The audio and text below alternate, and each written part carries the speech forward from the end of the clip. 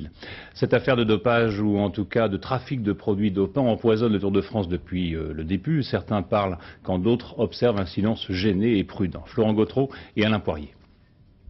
Visage fermé, long silence et sourire de circonstance, drôle d'ambiance pour un Tour de France. L'affaire Festina a jeté un froid dans le peloton, car si les coéquipiers de Virenque sont en première ligne, tous les coureurs se sentent concernés.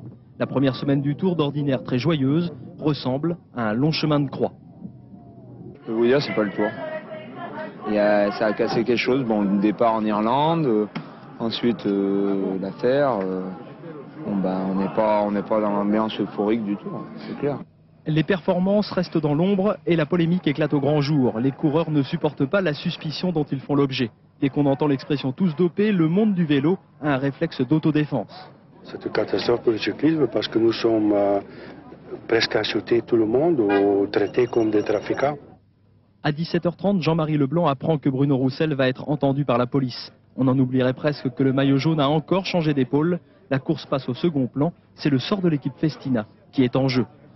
On a cherché à nous faire exclure les coureurs ou à nous inciter à pousser l'équipe Festina en dehors du Tour de France. Il n'en a jamais été question.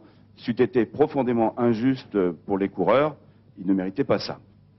Pendant les affaires, le Tour continue, les coureurs courent, les courageux s'échappent et les sprinters sprintent. Mais le cœur n'y est plus vraiment.